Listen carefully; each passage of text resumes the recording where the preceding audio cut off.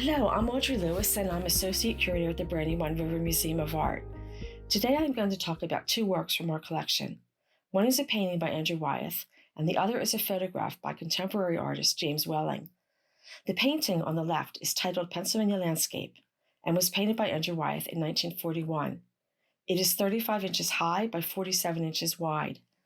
The point of view in the work is what we call a bird's eye view, meaning the scene is being viewed from above.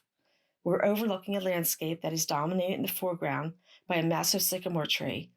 Visible past the branches, toward the left side of the painting, is the 18th century building known as the Gideon Gilpin House that served as General Lafayette's headquarters during the Battle of Brandywine in the Revolutionary War.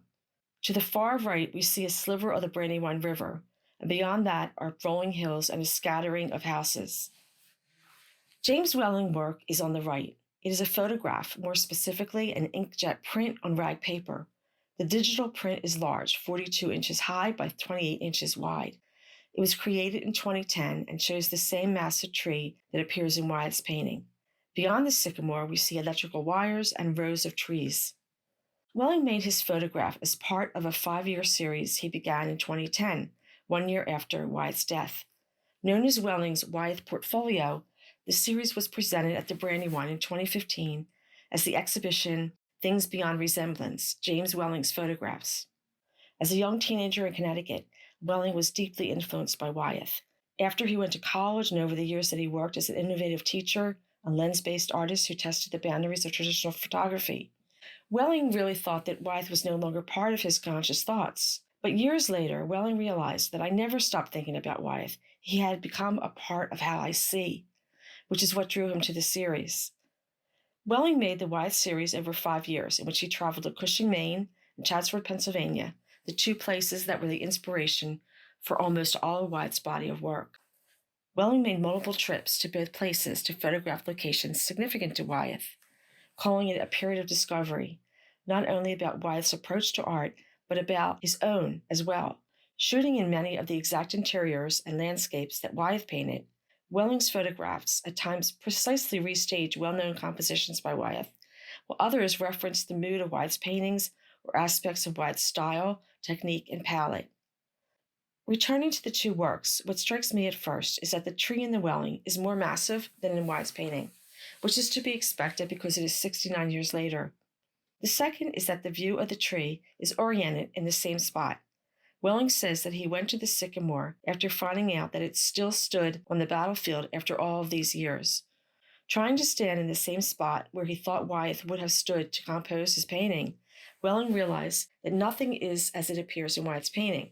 The Gideon Gilpin House is actually not in the line of sight when looking at the tree from this angle, and the sliver of the Brandywine River seen in Wyeth's composition is not there.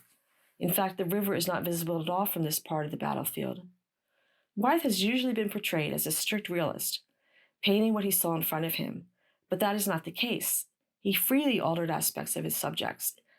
In this case, it is especially evident, and Wyeth actually said of this painting, "I think of it as the whole Pennsylvania landscape in one picture, with that marvelous buttonwood tree in the middle. I'm almost suspended looking down. Of course, it's a composite view. I never stand in one spot when I paint a landscape. I float, I move. It's impossible for me to be photographic." What is equally worth recognizing is that there is often the same presumption about photographers, that they are strictly documenting what they see in front of them.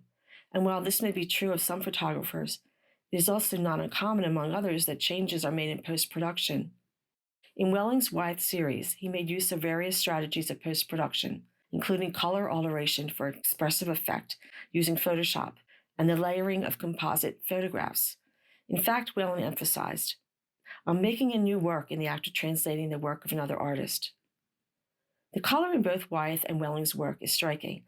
Pennsylvania Landscape is an early work by Wyeth, and his palette has not yet become as monochromatic as what we would see in his later work. And the rich gold and purples of Welling's photo resonate with Wyeth's painting.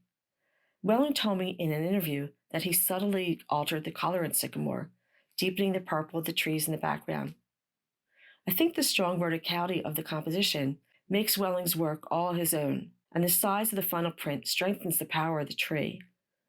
I want to close with some comments by Welling himself, in which he talks about his process and the essence of the effect of Wyeth's art on his own.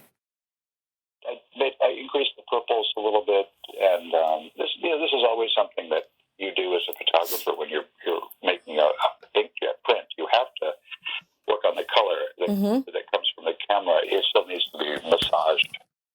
I learned about the idea of composition by looking at Wyeth paintings, seeing that he's up high or he's down low, or the idea of point of view was very important, and that's probably the biggest thing that I learned from Wyeth, was thinking a lot about exactly where I stood in relation to the subject, something that's